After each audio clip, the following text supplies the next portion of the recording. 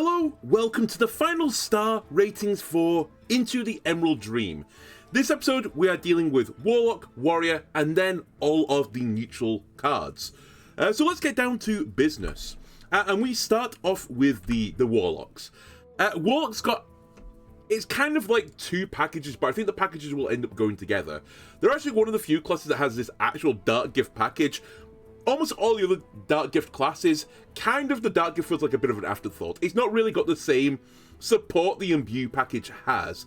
In fact, there's very, very few cards that, you know, say anything to do with if your card is a Dark Gift, for example.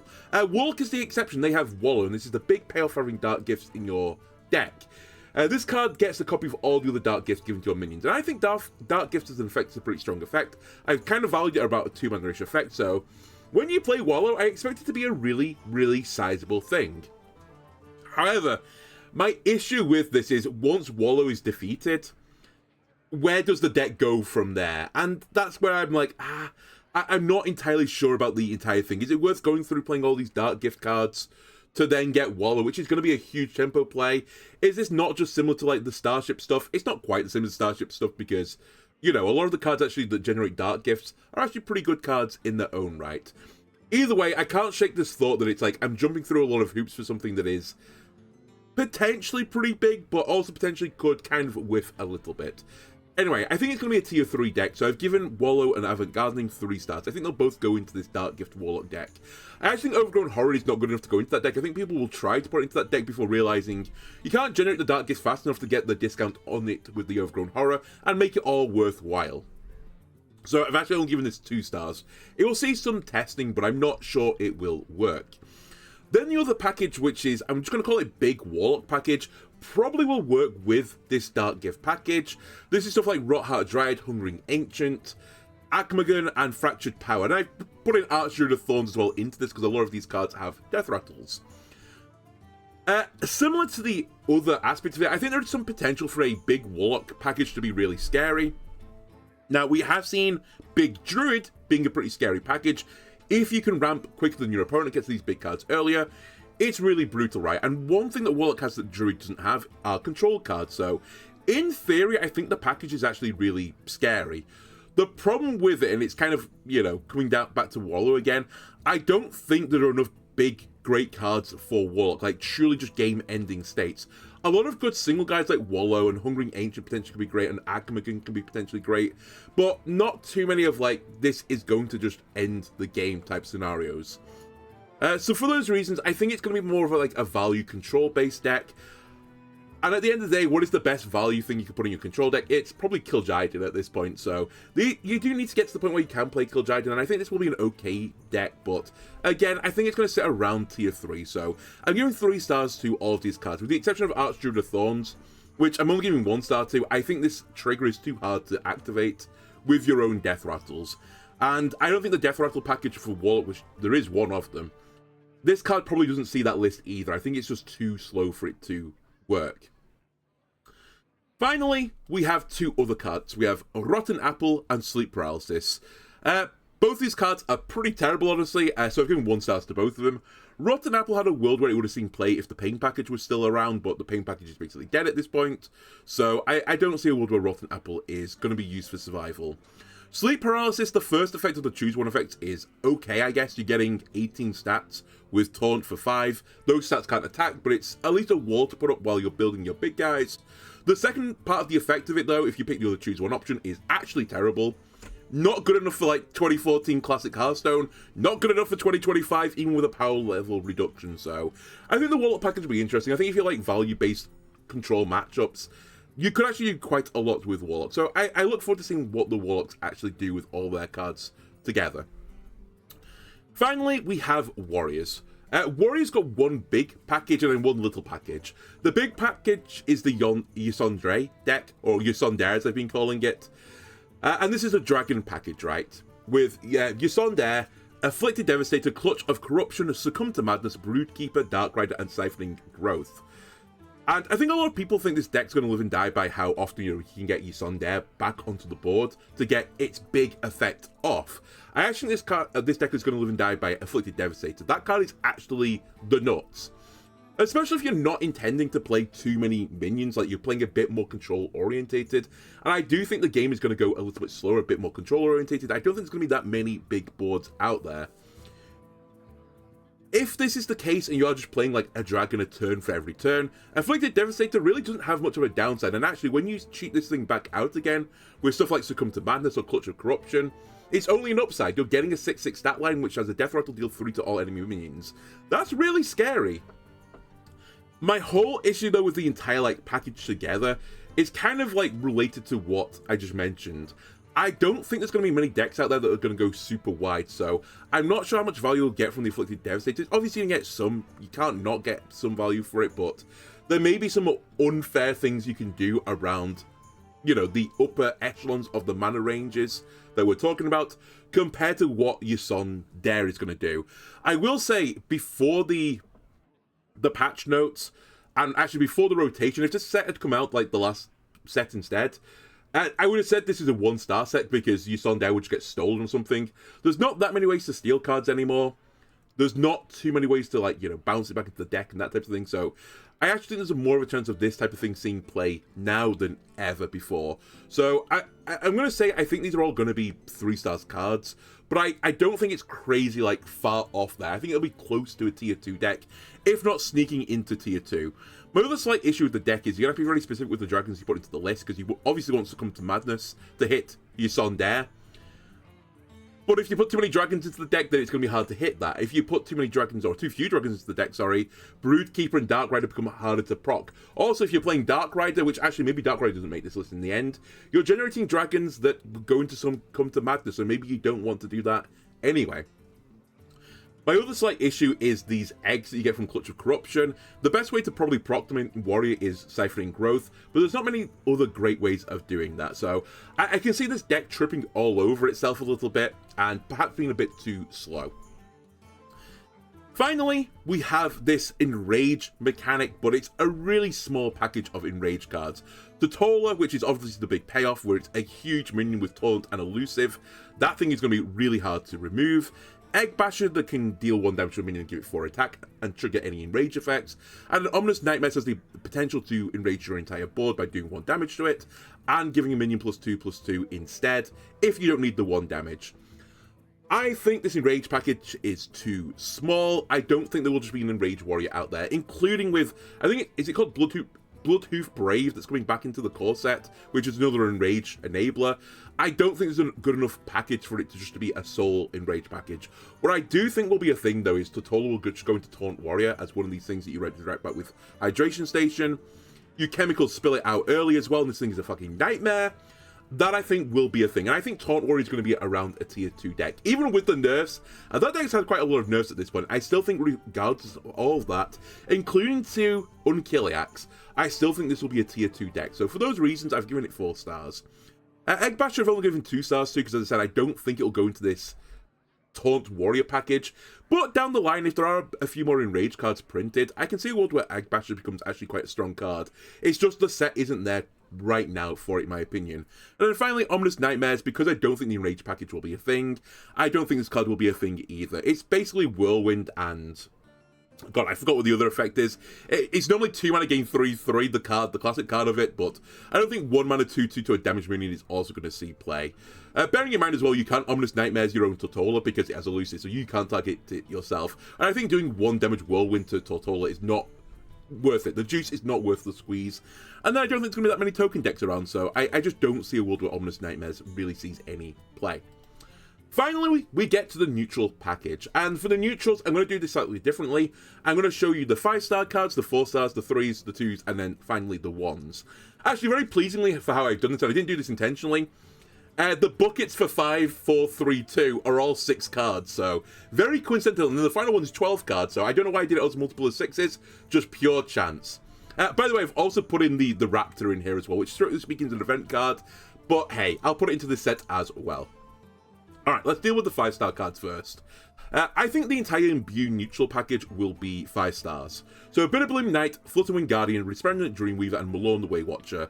I think all of these cards will go into Imbue Druid, and I think Imbue Druid will be the best deck from the new set, and I think it'll be a tier 1 deck. There are worlds where Malorne sees play here and there everywhere else, but I think every Imbue deck will have Malorne in it for certainty. I think everyone will have Bitterbloom Knight and Flutterwing Guardian. I think some might not put the Resplendent Dreamweaver in, but it's going to have to be a pretty good card to replace that considering the current power level of the game.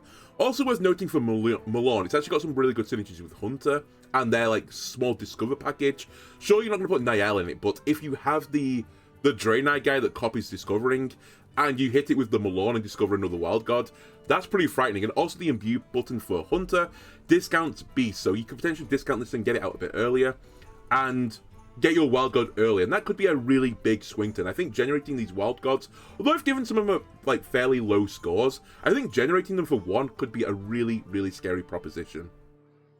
And it's not random, it's Discover, so yeah, you get to pick the better option. Xavius, although I don't think the Dark Gift package is going to be particularly strong in any of the classes, and funnily enough, I think the best one will be Hunter, and you'll use their Discover package for that. In regards of that, I think Nightmare Lord Xavius is just a good card. It's a way to tutor a minion from your deck. The Dark Gift is just gravy at that point. I think there's a world where just, you know, a lot of decks will put Xavius in it as like a 30th type card. So for those reasons, I throw it into the 5-star bucket. And then finally, Shladrosel, I can see a world where this is a pretty big spell for the set. I think the Dream cards generally are pretty high quality. 7 mana is a pretty expensive proposition, but there are ways to discount this in some of the decks, and also in some of them, they want you to cast big spells. So for those reasons, I've thrown it up here. And I also think the corrupted versions of them are completely bonkers. If you can get to the point in the game where you can corrupt Shladrosel and get the corrupted Dream cards, that is really, really hard to deal with. You're going to be doing a lot of good stuff for a few turns. And as I said, I think the game is going to be slow enough that you will be able to do this. In 4-star land, I've thrown in Meadowstrider, Ancient of Yore, and then a few of the Dragon package, Illusory Greenwing, Petal Peddler, Ysera, Emerald Aspect, and Narrowlax, Herald of the Flights. Let me deal with the Dragon package first. I think the Dragon packages across the board are all going to be tier 2 at best. And I don't think a lot of them are going to run these huge dragons. Some of them might try and do it. Maybe Paladin does try to do it, because as I said, they might want to run a fairly small spell package in their deck and want to pump it out with minions. And I think a lot of these minions here are the ones that you're going to, you know, pump up the deck with. And I think there's especially strong play. If you can Narrowlax into Ysera, it gives you 3 more mana crystals, which then would allow you to play 3 more dragons. And if you fill your deck out with these big, massive dragons, then maybe that is such a swing turn, even though it's somewhat unlikely, that it just simply causes people to fall over. And it's a good enough win condition at the rate that you do this at to be, you know, a win condition. So for those reasons, Ysera and Narrowlax I've put into this bucket. I think Petal Peddler is just a great dragon for most of the dragon decks, including like the Zarimi Priest deck. I think that card is just going to slot straight into there. And Illusory Greenwing I think will also go into the Paladin list, which is, I think, going to be a tier 2 deck. The Summoned When Drawn aspect of this card also works quite nicely with some of these Paladin cards. And 4-5 Dragons with Taunt slows the game down, lets you push the button more, gets bigger portals in your deck. The other 2 cards which started this off, I think Ancient of Yore will go into some slower decks, and as I said, I think the game's going to get slower this set. And there are some classes that just simply don't have a good draw engine in it, and even though I think Ancient of Yore is getting like, I don't know, it's getting like razzed up to the extreme. People are like calling it like one of the best cards of the set. I still think it's actually quite a weak card. It's just that for some classes, they just don't have the draw options, and Ancient of Yore is going to be the best draw option they can get. 2 card draw for, you know, over 2 turns, 10 armor, and get a 5/5 at the end of it. You're just going to have to settle with that if you're someone like a Priest, for example, that doesn't have maybe as good a draw engines as some of the other decks out there. So, for those reasons, I think Ancient of Yore is going to be in the 4-star bucket. And the Meadowstrider I've also thrown in here. I can't help but think that there's going to be some sort of Hunter deck, maybe Discover Hunter with a Meadowstrider in it. And you're going to use the trusty Fishing Rod to just keep pulling Meadowstriders out your deck at 1 mana, and just putting up this wall of taunt minions. I don't really have a plan beyond that, but it does feel like it's going to be a really toxic playstyle if you could enable it. And actually, if it weren't for something like Kil'jaeden, Meadowstrider is basically infinite deck, right? As long as your opponent can't, like, you know, ping something out of your deck, or steals this card in some way, you almost always have a card on the bottom of your deck. It'll be one of your Meadowstriders to put into your deck. And for control decks, that is normally great. It's just that Kil'jaeden exists and it can give you more value and also destroy your deck and cause you to not ever run out of cards. So, is Meadowstrider better than Kil'jaeden? No, but I gave Kil'jaeden 5 stars, so I think it's fair to put this into the 4-star bucket. In 3-star land, I have Hopeful Dryad, Blood Thistle Illusionist, Slumbering Sprite, Treacherous Tormentor, Creature of Madness, and Raptor Herald, which I do appreciate was a gift, but regardless. The Dark Gift cards, let's deal with them first. I think these are the 3 weaker Dark Gift cards. I think the Dark Gift packages for most of the decks won't actually work. The reason they're in here is purely because of Warlock. I think Warlock might run all of these cards. I think here and there, maybe try and put Raptor Herald into like maybe your Beast Hunter type deck and just assume you're going to get a good beast from it. Or maybe some of the other decks where you want to get the Wild God and there's not that many beasts in your class, which increases your chance of getting the Wild God. But irrespective of that, there's so many beasts in the neutral package right now, it's still really unlikely that you get your Wild God. So I don't think you're just going to put Raptor Herald into like a random deck. Or if you do, it's going to be your 30th type card. I think it's actually more reasonable to put Treacherous Tormentor in if you're going to do something like that. And I think actually Creature of Madness is a cut below the rest. Irrespective, I think all will go into Warlock, and I think Warlock will be a tier 3 deck. So they all got 3 stars. Slumbering Sprite, I think, might go into some sort of aggro Demon Hunter list. There was kind of an aggro Demon Hunter list going into this cycle, and I think a lot of the cards still are around which could make it work. Push the button with a Slumbering Sprite on the board, and you've played a 1-mana 3/3, kind of. I know you've pushed the button with it, but it's not actually that bad a deal. All being said, if you put this card as 2-mana 3/3, give your hero 1 attack, people would be like going, that's a really good card. So for that reason, basically that reason alone, I think I can put it into the 3-star bucket. Hopeful Dryad, I think, is one of those cards, again, similar to the Gorgonzomu and, oh god, what's the card that generates a 1-cost potion? Whatever that card's called, it might be one of these cards you just throw in as like your 28th, 29th, 30th card in your deck to fill the deck out, because you're never going to be super unhappy if you get a Dream card. They're all good quality cards, and there's some really big rolls you can get off this. If you get the 4-cost dragon, for example, that's a really good curve for Hopeful Dryad into that dragon. So for those reasons, I think it's worth putting a 3-star. I don't have a specific deck it's going to go into. It just might fill out many decks. And somewhat similar, Blood Thistle Illusionist. I think if you're going to try and do something vaguely aggressive or hand buffy, you might throw a copy of this into your deck as well. At the end of the day, it's kind of like 3 mana 4/8 stat line. Obviously, 6 of the stats are killed by 1 damage, but versus some decks, that's going to be really brutal. They're just, they're not going to know which one to trade into first, so they might trade inefficiently, and they might not be able to do 1 point of damage easily. They might have to trade a bigger thing into it, so I can see this being another one of those cards that just fills out a deck list. In 2-star land, I have Mother Duck, Daydreaming Pixie, Critter Caretaker, Dreambound Raptor, Tranquil Treant, and Tormented Dreadwing.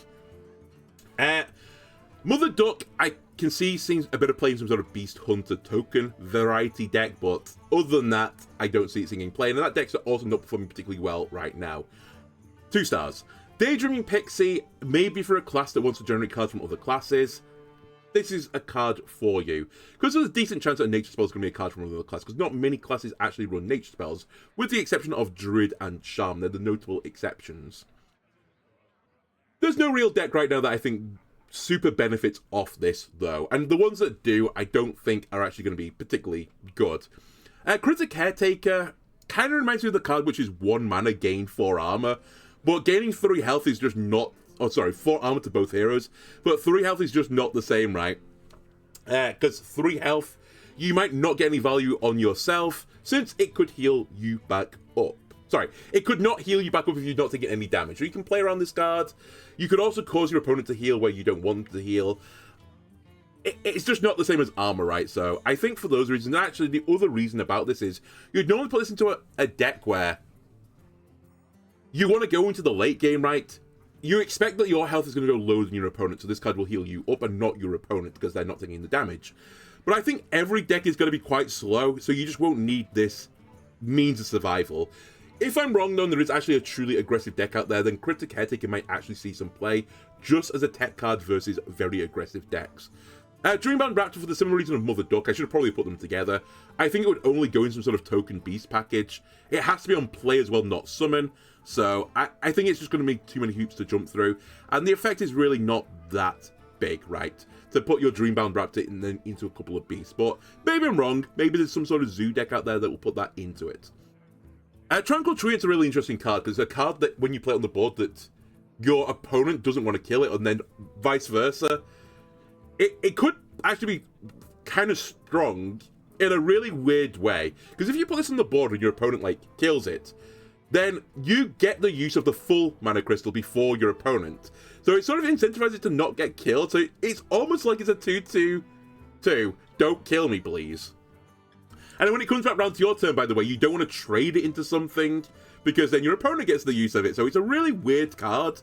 But I think the stat line is too low on it for that type of use for a minion that just, you know, your opponent doesn't want to kill it. So for kind of those reasons, then it's going to be a bit awkward to use. I don't think people will really try and use this properly. But hell, maybe like Warlock will try and do it. Maybe they'll try and ramp up with a Tranquil Treant and their new spell to destroy a mana crystal to gain 2 later on. Perhaps this will be part of the big Warlock package. I don't think it's a completely crazy idea. I can see people testing it, so 2 stars. Tormented Dreadwing, I actually ran the numbers on the decks, and I did say I didn't really put together any decks because I don't plan to play this set. But having just skimmed through Paladin, Warrior, and Priest, they're the 3 big dragon packages now that I think this card could go into. And I think all of those decks have better draw engines for their dragons than Tormented Dreadwing. If this was a Battlecry, it would 100% see play, it'd be a 4-star card. But being a Death Rattle, it's a bit slow, it's a pretty weak stat line for 5. And there's just better options in some of the other decks. So I actually don't think this will make any of the dragon list in the end. People will try it, but there's just better options. Finally, we have the 1-star cards. Scorching Observer, Scavenging Flytrap, Spore Gnasher, Briarspawn Drake, Fey Trickster, Curious Cumulus, Envoy of the Glade, Dream Rager, Gnawing Greenfin, Twisted Treant, Animated Moonwell, and Barkshield Sentinel. Scorching Observer is just a very vanilla card, right? It's going to be one of these cards that's nice to generate sometimes if you're really desperate for some lifesteal, but you're probably not going to put it in your deck outright. Scavenging Flytrap has a potential to go really big. Unfortunately, it's very easy to kill at the same time. Spore Gnasher is kind of like 5 mana kill 2 guys potentially, but you don't really get control of when it happens because your opponent will get a turn with it. And they might be able to diffuse it in such a way that they only lose 1 guy. And it might be 1 guy they're happy with, or even no guys. So for those reasons, I don't think it'll see play. I think Briarspawn Drake is my most controversial one on here. I think there may be others putting this in like the 4-star department, but I don't think any of the Dragon decks will put this in their deck as an actual card. What I think this is going to be is one of those dragons that you're like, holy shit, yes, I've generated this dragon. It's a really good dragon to generate. A bit like was it called Stonebound Guardian? The 8/8 rush that Death Rattle didn't do itself. Not many decks ran that card, but it was one of those cards that if you generated it, it was pretty, like, you know, pretty scary to generate, like a great arena type card. I kind of see the same with Briarspawn Drake. Now, if you can give this thing Cleave, and I believe Warrior can give it Cleave, but I don't know if the ordering is right on it without testing it, and I've not tested it. If you can give this thing Cleave, then it will form its own deck, and it'll be higher in the rankings. It'll probably be actually a 3 or a 4-star card. But I think if that doesn't work, and I think it's called Punch Card, right, the card that would make that work. If the ordering doesn't work, and I don't think it will work, then for 10 mana, I think even in this type of set where the power level is a bit lower, I think around 10 mana, other decks can do way more unfair things than play a Briarspawn Drake. That, at the end of the day, might also hit a minion that is not that good. So, for those reasons, I've actually slotted it into the 1-star department. Similarly, Fey Trickster, like, on paper, like, it's not a bad card, right? But I think in any of the decks where you'd want a dragon and a big spell package, aka Paladin, there are better options, right? In Priest, I don't think you'll need it, and in Warrior, I'm not sure you'll need it either, so I just don't see the deck where you'd put this in, so 1-star as well. Curious Cumulus, I think giving your hero Divine Shield is going to be not good enough as an effect for a 4-mana 3/5 stat line. Envoy of the Glade is just a meme. Dream Rager is a rager. Gnawing Greenfin. Only Murloc printed this set after printing Grunty, who wants a bunch of Murlocs. Interesting idea, but I think there's going to be a Murloc set down the line. It's not now, but somewhere in the next year, sure, there's going to be a Murloc set. Twisted Treant, I think, it's too many hoops to jump through to get its effect off in a useful way for you, the player.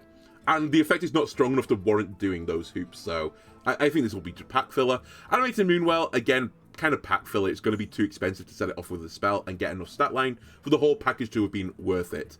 And then the card itself is actually just quite slow. Barkshield Sentinel maybe sees some play, but again, when you really think about it after pushing the button and, you know, playing this minion, at the best you played a 2-mana 2/4 Taunt. but the button for the majority of the game, especially in the early game, is not going to be that good. I think the early imbue buttons are often weaker than your actual button itself, so you're probably not getting this Bark Shield Sentinel effect off until like 5 or 6 mana crystals, by which point the cheat, if you wish, of 1 health, which is kind of what the cheat is, really isn't worth it. So I've 1-starred this as well. Perhaps Demon Hunter does something with it, but again, it's giving health, not attack, so I don't think Demon Hunter will necessarily want it. Finally, I'm going to deal with the 3 cards that were added to the core set I've never seen any play before. I'm not going to go through the whole core set, I can't be bothered. But these 3 cards are completely new. Those cards are Falric, Poison Breath, and Babbling Bookcase. I think Falric is a really interesting card. I think there's a world where this could end up being a key card in a strong deck to tutor for something that spends corpses. The problem with this card is it's double unholy, and I don't think it's going to be a good double unholy package. Also, the current double unholy package would have to have, oh god, what's she called? Neander, or what's she called? Neander? The one that splits into insects. It would probably have that in that deck, which I think would be a more slow control-oriented deck, which is not normally what the unholy decks want to do. And as a result, they don't really have great control cards to get this value into the late game. I actually think for those reasons, that might be part of the reason why Poison Breath maybe sees some play. Maybe it does go into this double unholy deck and generate some other control deck. Not as good as the Blood variants, but it can hold its own to some degree. So I can see a world where Falric and Poison Breath see play in the same deck. Babbling Bookcase is Babbling Book, kind of double the effect, but Babbling Book saw no play. I don't think Babbling Bookcase will see any play either. There's no real draw for Casino Mage. So for those reasons, I think Falric and Poison Breath, 2 stars, might see some testing, but I don't think there's a deck out there right now that wants either of these cards. Babbling Bookcase, 1 star. There's no Casino Mage deck. If there is a Casino Mage deck, then perhaps this sees some play. We're done. That is all of the star ratings for the Into the Emerald Dream set. The set comes out, oh my god, I don't actually know because I wasn't intending to get it. It comes out in like 4 or 5 days. Wait, I'm recording this on a Thursday. Friday, Saturday, Sunday, Monday, Tuesday. I think it's 5 days, right? It's going to come out on the Tuesday. Honestly, enjoy it. I think the thematics of this set is really cool. It does hark back to some old Hearthstone. That was my jam. That was my favorite time in Hearthstone. I do like they've lowered the power level. There's less of these cards that you play them and just kind of win the game because your opponent can't possibly deal with them. So I think it's going to be a really fun time to play some Hearthstone. Anyway, thanks for watching this, and I'll see you again next time. Bye!